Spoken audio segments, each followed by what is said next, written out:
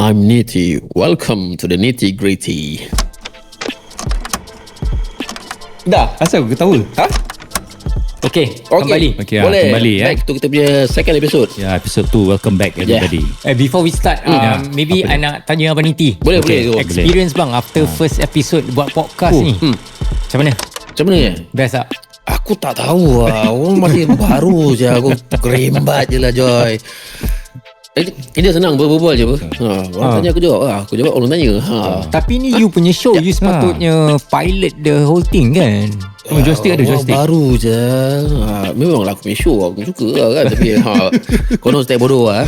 Kau apa ni orang panggil lah dulu time tepat bila kita time kerja kan. Orang panggil kau delegate. Yes. Lagi apa? Lagi apa? But anyways, thank you so much for letting us use your lovely house. No hal, Joy. Nanti dah fly boleh bayar.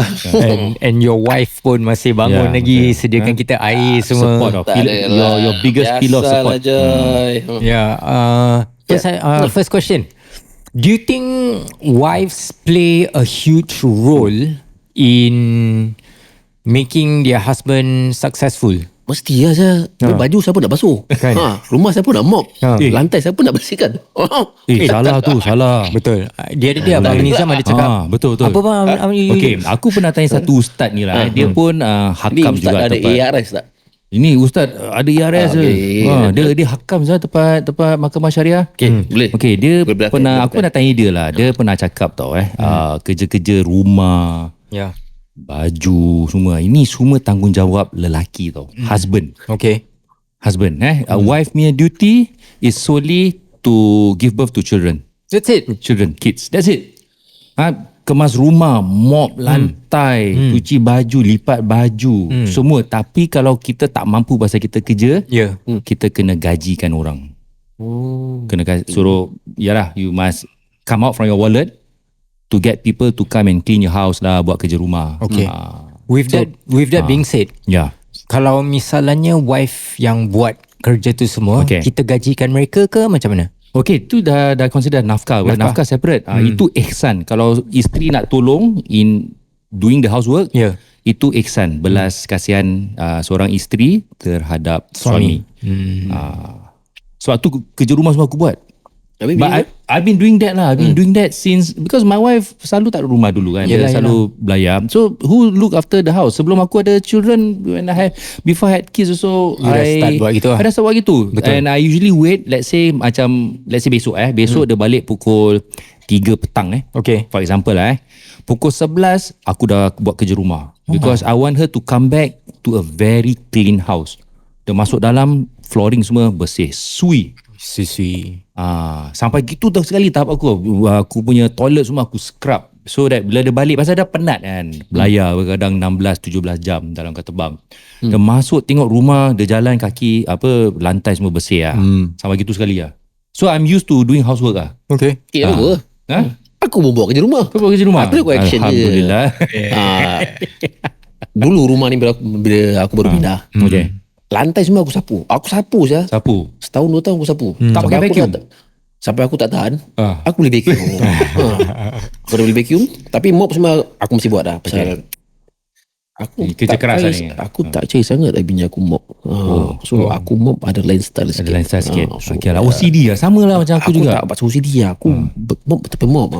Kau tekan lah? Aku tekan je. Aku Dettol pun tak lebih.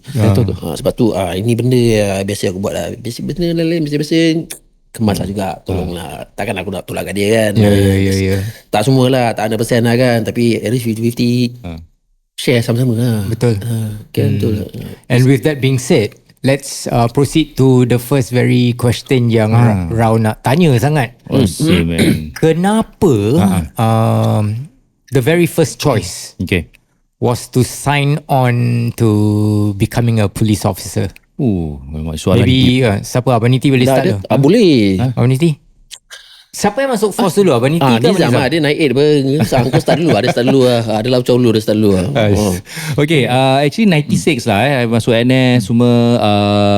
That time bila masuk, I don't have education lah. I the O-level je. Okay. Poly drop out. Poly drop out. Yalah pasal I'm a hopeless romantic I can say so. Syok dengan satu budak ni 4 poly. Sampai sekolah pun tak attend. Attendance pun teruk. So the poly kick me out lah. So bila kick out tu rasa really macam I think my parents were the most disappointed lah, especially my late dad because they harbored hope on me lah. Of course. So bila masuk NS tu, after that I was like, lepas aku keluar ni nak kerja apa? Aku ada O-level je. And when I ORD, it was during Asian financial crisis in 1998. Rabak So the only option left for me was to work as I think service maintenance crew for Fuji Xerox lah. Okay. With O-level. So I decided okay lah, masuk polis pun bagus lah, cantik, stable. I mean stable lah, tiap-tiap bulan dapat gaji lah. Government will not be bankrupt lah. Okay. Especially in Singapore. So it lasted, but in between I get to know my wife. Dia tolak, so pergi poly, finish up my diploma. I took up my mechanical engineering diploma. Cuba cari kerja, but at that age, dah midway through service, siapa nak bayar that kind of amount of money when you start off as a technician or an engineer for that matter. So I decided to stay on. Then again, she pushed me. She has talking about pillars. She had always been a pillar in that sense, trying to push me to do better lah. Okay. So take up my degree, went to SUSS, got my bachelor's in management and security studies. Tak cukup, nak juga belajar lagi. I was a nerd lah in school lah. Okay. I was a nerd. So again, push. I decided to take up, enroll myself in the masters in NTU lah, political science. Okay, so there wasn't any option for me lah. So masuk polis, and it lasted. I kind of like the job, gaji stable, bonus pun dapat. I think especially that time during COVID, the civil servants, I think they were the most luckiest lah. Gaji sedap Gaji sedap. I mean not just gaji, but at that point of time no bonus lah. Bonus pun limited kan that time kan. Dia sign on bonus ada selalunya, ada kan? During my time tak ada. Tak Sekarang ada. Sekarang ada I think up to 30,000 lah, tak salah. 30,000? 30k, for I think if you are diploma holder up to 30,000. They give you selepuk bila you sign tu? Tak ada. In batches of 10k every year. So they make sure that they retain you for that at least 6 to 8 years. Okay. Then bila dah long in service, again lah, aku ada pelajaran tinggi. And I think because of my experience in training, doing training, teaching, I decided to leave lah. But I think the one that got me out was I think probably at 42. I'm still one of the lead trainer for a lot of things lah. You name it lah, firearms lah, taser lah, defense tactics lah. Penat lah, kadang very tiring. Then it was ada satu kejadian kat airport. You remember not? We were told to do ops, nightly ops. Kan, so that particular sudah terdedah di mana station anda. Sure. Okay, tak apa. Tutup balik. Special shout out to the people there. Shout out to all those who knew us, all the 3 of us from Airport Police Division. Whether you are still in service or not, we love you guys. Kita dah famous. Okay bang, continue story. So I think that agency nampak how kita kerja tau. We were both doing manning the ops room, and they offered me, but for a higher salary. Okay. To get a higher salary, I have to leave the force. I couldn't do a transfer of service in the ministry. Kalau you move from one ministry to another, there is a transfer of service scheme. Okay. So in order for me to earn more, because I was using my masters to join them, I had to resign. So I resigned, but it didn't work out there. It's a different culture, different job environment. I decided to leave. Okay. So that's the reason why I left the police lah. I remember when you left, I was pretty disappointed, and a few friends of us, we were pretty disappointed, because Abang Nizam he played a huge role in the team, kan? Yeah. In Delta. Delta. I remember Main bola. Didi. Didi. Didi Aku support saya dia keluar. Is he still around? Siapa? Didi. Dia Didi Dia sudah tempat- migrate je. Australia. Didi sudah migrate. Dia dah pergi Perth sekarang. Aku dengar. Ya, he made a name of himself. Dia dah famous lah sekarang. he's a famous For the wrong reasons ya. in Perth. I mean, he was a magnificent team leader. I love him. Yeah. So so that's your story. Do you have anything more to add with regards to being in the force? No lah, I enjoyed my time lah. It's just that I think things don't work out. A lot more people are having degrees and all. I think my qualification is as high as my commander, man. Right. I mean, not many. I'm proud to say that not many junior officers in service ada masters degree from NTU lah. Yeah. Kau sedih tak kau keluar? I was disappointed lah with how I thought I was being treated. I mean, that's the reason why people left. I mean, so long in service, I would have probably, and the amount of work I did, kau tengok competition aku masuk kadang first, kadang third. There were some years that we came in last lah kan. Apa ni competition? Itu apa orang panggil tu street craft street craft and all. Korang lawan-lawan hak tembak-tembak semua. Yeah. I mean, I was the only trainer. I didn't receive any kind of support, substantial amount of support. Okay, so most of the time I was alone lah. Aku seorang lah. So tired, penat. But when it came to all these things like, alamak, aku macam disisihkan lah. I felt a bit hurt lah. Okay. So Abang B hurt. Kesian Abang B ni. Yeah, so I decided to leave like I've put in my 101% already. I think I've reached the bottom of the tank already. I cannot give anymore. So I had to leave. There were times where I complain. Then my wife said, if you not happy, you leave. If you want to stay, suck it up and try to make it. And try to make it work.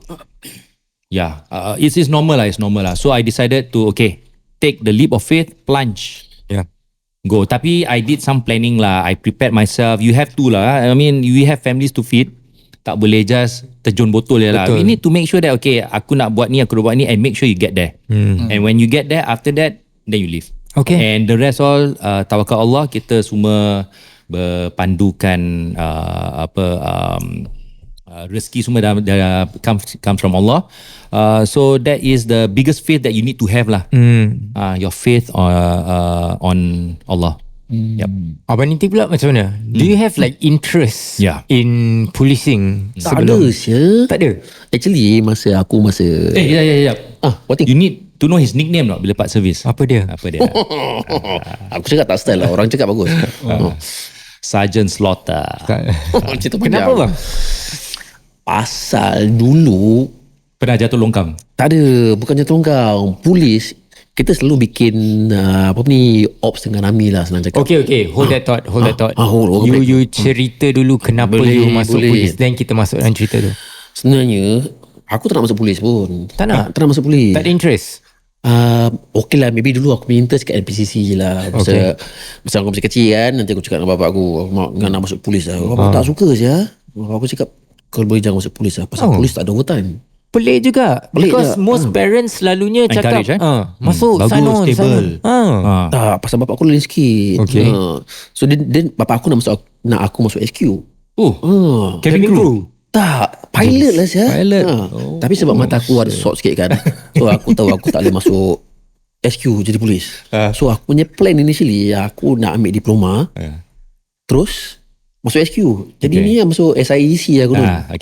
Okay, so 2001 orang panggil aku masuk NS dengan polis. Okay lah. Masuk je lah kan. Training 6 bulan. Kali dekat NS aku dah mati. So tengok perempuan tengok perempuan ni masalah. Okay lah kan. Lepas tu dah syok sangat kan. Aku fikir Ada buat lagu tak? Tak ada buat lagu. Dia buat lagu pun tak guna. So this girl okay lah, aku punya plan that time pasal aku punya diploma was in civil engineering. Memang tak ada kena-mena pun dengan SQ SIEC. So, tapi kau boleh buat airport ke? Boleh lah. So aku punya plan was okay tak apa. Pasal aku dah syok dengan dia perempuan kan. So tak apa, aku kerja. Aku ingat aku nak sign on masuk polis 5 tahun. After 5 tahun okay lah, siap duit. Lepas tu kahwin lah. Dah kahwin beli motor lah. Dah aku beli motor. Pasal aku ingat aku nak buat scrambler konon. Sekali dah pergi interview, dah isi form semua kan, dah pergi interview semua dah dapat, paper pun dah dapat, diorang dah offer. Mati aku cakap, there is this guy that I like masa dekat secondary school. Saya ni cerita betul saya ni. Cakap, I want to try my luck with the guy, with the guy lah. Tu, okay lah, sekali dua kali dia cakap, okay lah, mungkin nak main-main. Tapi dah banyak kali cakap kan, aku fikir, okay tak apalah, since you want to try your luck with the guy, try lah. Okay lah. So, bila dah tak ada mati kan, aku punya plan, masuk polis, sign on, sip duit, beli motor. So gitu lah cerita dia. Tu aku ingat sign on 5 tahun, then go lah. Tapi after 5 years, I think aku pernah lodge a report for this guy dekat dulu T1 basement pass office. Okay. Dia apa ni, tak salah aku technician ke begitulah. Dia pun sama juga, dia dapat diploma, dia masuk SQ. Dan aku tanya dia, bang, SQ your pay good or not? Dia cakap, mak, gaji dia kecil je, 3,200 gitu. Ada fikir balik, mak, gaji aku dah 3,600 after 5 years. Tak apalah, tahan lagi 2 tahun lah. Tahan 2 tahun, mak. Last 22 years. Lama. Yeah. Kadang-kadang kau tak sangka lah, tak disangka-sangka to last that long. Okay lah, boleh lah juga polis, macam kau cakap, gaji stable, nice bowl, selamat semua kan. Gave me a lot of skills, so aku banyak, a lot lah, valuable stuff lah. But then after 22 years, okay, cukup lah. Penat lah macam aku cakap. Pasal I think 2019 lah, bila kita bikin that ops lah kan. Pasal Nizam dah keluar kan. Aku fikir, mak, sampai bila nak jadi polis? Pasal kau jadi polis, until you hit 55 or 58, kau kena retire. Betul. Tapi after retire dah bikin apa? Like what? They force you to go out? Tak ada, kira-kira habis lah. Pasal dah tua, badan dah tak kuat, nak bikin apa saya? Buat apa nak stay dengan polis? Nak lari pun tak boleh. But you can do office job kan? Boleh lah, tapi Re-employ macam re-employ lah. But then 50%, I don't want lah. 50% pay cut tak salah. 50% pay cut. So let's say if you are drawing 6,000, they probably pay you 2,500, 2,800 or 3,000. That's crazy. That's crazy. So my thought back then was, okay lah, try to leave early, anchor myself somewhere, and then pelan-pelan naik lah. So daripada 2019, aku try cek kerja, sekali COVID, then apa lagi, it wasn't easy lah. Tapi itu, that time aku cek kerja pun macam main-main. So bila dah recently, I think early this year lah, from EPD I was transferred to Procom. Okay. And then aku start kerja shift. Tak boleh lah, berat lah. Pasal the shift was very tedious. Kerja senang, tapi di Procom kerja dia senang? Kerja senang Joy. Aku nak cakap susah. Kerja dia senang je. Sorry. Pasal regular kan, senang cakap, aku dah macam grab driver lah. Aku drive je. Tapi sebab kerja dia senang sangat, aku tak boleh lah. So then it's long hours. Sometimes kau punya off day kau kena recall. Habis anak aku umur dah nak masuk 6 tahun. Sampai bila aku nak miss anak aku kan, macam tak dapat spend time kan. So I thought, try lah cari kerja lah. So aku try cari kerja. I went for a few interviews. There was this interview, aku pergi, dia punya prospek macam girik lah.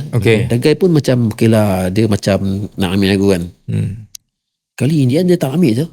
Dia tak ambil. Kira aku tak dapat job lah. Aku sedih. I went into, aku demam 5 hari je. 5 hari kau tanya bini aku. Demam? Aku demam 5 hari. Pasal tak dapat kerja? Asal aku stres. Aku macam bingit. Aku nak keluar daripada polis. Aku tak boleh angkat lah. Aku serius ni? kat dalam bilik. Aku tidur. Aku baring dalam bilik. Bangun. Aku tak makan. Aku tak minum pun.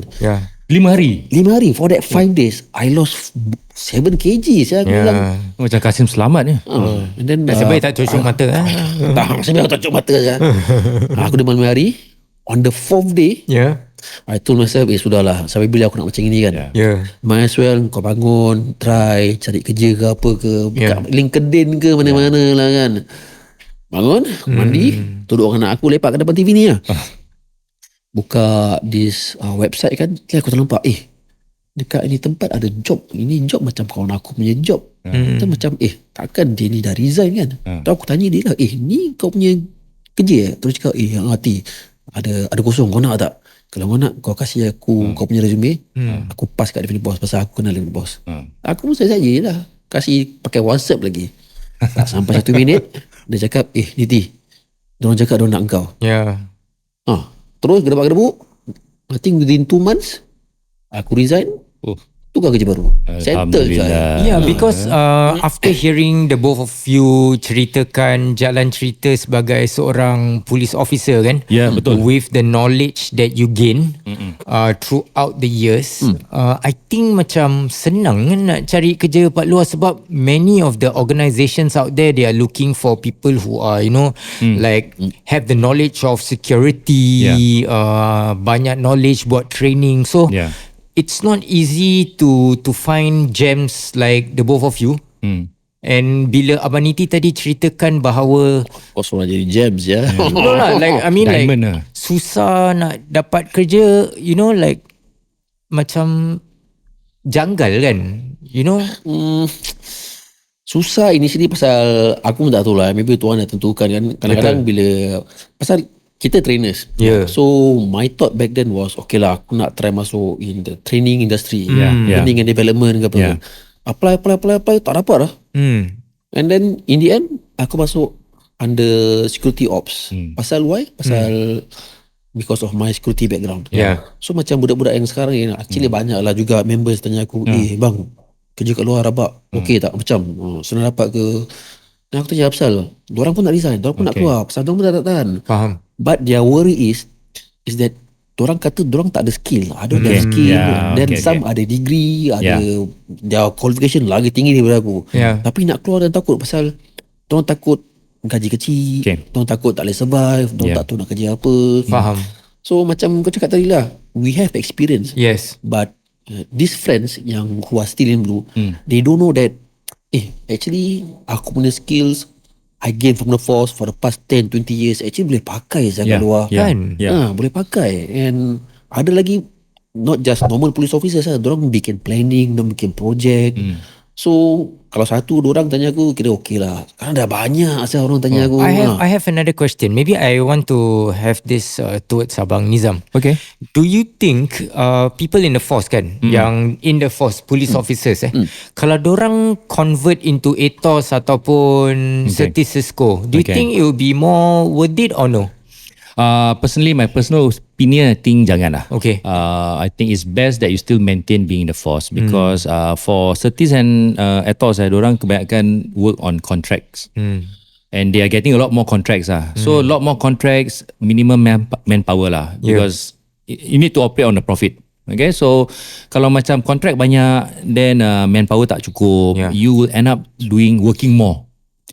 Kadang-kadang untuk 2-3 orang punya kerja lah. So rather than you cross over, you might as well stay in the force. You ada bonus.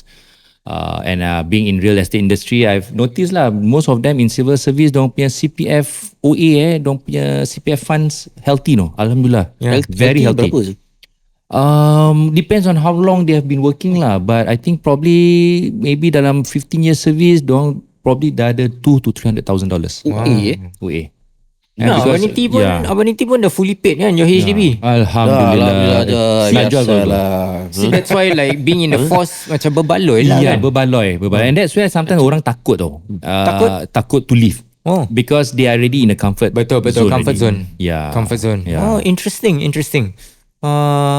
So at the end of it all, do you think it's worth it to sign on early to become a police officer, then think about it in the future, macam nak change of job, macam is it secure or through experience? What do you think, John? That time dekat tempat lama aku lah, adalah juga budak tanya-tanya, bang, kalau I nak masuk regular okay tak? Budak-budak NS lah. Budak-budak NS lah. I won't tell them yes. I also won't tell them no. Okay. Pasal if I tell them yes, then maybe they will expect, kerja polis, gaji besar, better pay package. But like any other jobs, there are challenges. Yeah, of course. Pasal sekarang police, you have to multitask. Multitask. You have to expectation tinggi lah. So if they are ready, kalau betul-betul semangat, ada passion, just go for it. Yeah. I mean, like what you said, like with higher pay comes higher responsibilities. Yeah. Which employer want to pay you $10,000 and you only do one job? I mean, like also in my industry, kan, multitasking is key, basically. Like you cannot only do music and just do music. Multitasking macam mana ni kau punya industri ni? Aku tak faham sir. No lah, like what you said, kan, in the security line, you need to do more than just secure, basically. For mine, as a music artist, like right at this age, you cannot just make music. Okay. You must do more. Like you must learn a little bit of designing ke, buat video sikit. But you see all of the artists doing TikTok. Not only in my line, like agent, house agent pun sekarang dah buat TikTok. Nak kena gelik-gelik, nak kena joget just to sell. You know, so for my line, I think as an artist, you cannot just be in your comfort zone and just make music. You must learn designing, make video, learn a little bit of marketing. Even for me right now, Gampang, like I'm a musician first, tetapi sekarang dah terjadi orang marketing pula. I buat music untuk house agent, untuk brands, so I need to in that sense, that's multitasking kah? Kira kau fly lah Tak fly bang. I mean, it's not an easy job. Like, I mean, I was just talking to Abang Nizam with regards to being tired. Macam orang selalu nampak luahannya kan, luar that's right. nampak macam happy, Rauzan smile sana, smile sini. Tetapi when I am home or when I am with my close circle, macam dengan Abang Nizam, dengan Abang Nizamnya wife, dengan Abang Niti for example, I share my tiredness you know, like bang, I need to get away, or I need to, sometimes it's very tiring to even share it with friends. Is that why you lost weight? I lost weight because or due to a lot of factors bang, actually. Like I went through hell last year. But at the same time also, like last year I lost a lot of jobs because of what I faced or what I've been through. But this year, Alhamdulillah, Rao tried to like get back on track. Starting to like release music, starting to go out with my family, meet clients, and like hanging out with you guys, doing this podcast even, you know, it's a fresh start. Aku that time dah lama tak nampak dia. Aku bump into him dekat depan. Reservis bang? Reservis kan, dekat depan Century Post Dia pergi kurus. Aku ingat dia ambil drugs tak cakap gini. So dia hantar urine test? Tak. No, tu punya kerja. Tapi tu dah. I did the urine test. I don't take drugs. I do not take drugs, guys. So basically, bang, like I went through a lot of stuff. Basically, like people think like being in my line, it's always about being happy. Always like macam, best apa kau ada free time, boleh travel sini, travel sana. But when you are doing the job yang sorang-sorang tu tempat dalam bilik, lock yourself, the ideas that you need to put, benda tu susah tapi you need to find ways to make it work tu yang orang tak faham being in my line. What will be your advice to those youngsters who want to follow your path? Nowadays ramai orang nak jadi TikToker bang, ramai orang nak jadi influencer. Everybody wants to get a deal with big brands.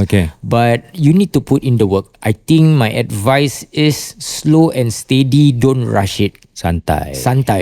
You have to relax. Benda ni best. Benda ni memang best. You have your rewards. The rewards is basically you will earn, alhamdulillah, a good hefty amount kalau you dapat jobs from a huge client kan. Tetapi when you are doing the work tu, you need rest. Your mental state tu nak kena fresh all the time, and that is the challenging part for me right now. Susah bang. Do you even rest tak? Pasal aku tengok kau punya IG macam selalu ada hal, pergi sana, pergi sini. Rest is an understatement. I think rest is never enough in my line of work. But if you truly enjoy what you do, and this is also what I wanted to ask the both of you kan. Like being in the force, like, is it about the money or is it you really like the job? No, I mean like Soalan berat. I mean this question kan bang sepatutnya ditanya or ditujukan kepada semua orang. Because I feel that nowadays people are just doing the job because they want to earn, they want to buy stuff, they want to support their family. But do they really like the job or no? Like especially being in the force. That's the question. Were you in the force because you like to safeguard the country, or were you just in it for?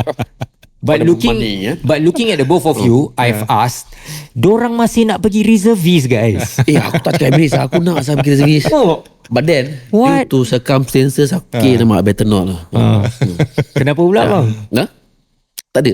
Okay, for me I spent 14 years in training alone. 14 years. Kenapa aku sanggup tinggal lama-lama kat training? Pasal I felt that pasal aku kan? Bukan pasal kau. Pasal aku rasa my job is not done yet. Pasal ketua lah FSEC or rather aviation security. It's a big industry lah. Yes. So aku nak tengok aku punya training branch in terms of aviation security competency flourish. Tapi due to circumstances kan, aku tengok passionate. Aku sanggup saya tunggu until one day I realised that alamak, it's a useless fight lah pasal because of the leadership, many factors because of many factors lah. So I thought sudahlah, give up lah, cabut keluar. So then initially bila aku dah pergi Procom, bila aku dah resign, macam dia cakap, I thought I still want to contribute being reservist, jadi trainer ke, pasal because we still have the knowledge. Tapi aku pergi balik, tak apalah, maybe orang dekat sana pun dah macam aku tak tahu, mungkin aku langgar a few people kan. So rather than I face all these people, sudahlah, cukup lah, relax lah, just move on lah. Okay, so move on. So the answer is, are you passionate in the work or you just doing it for the money? Money.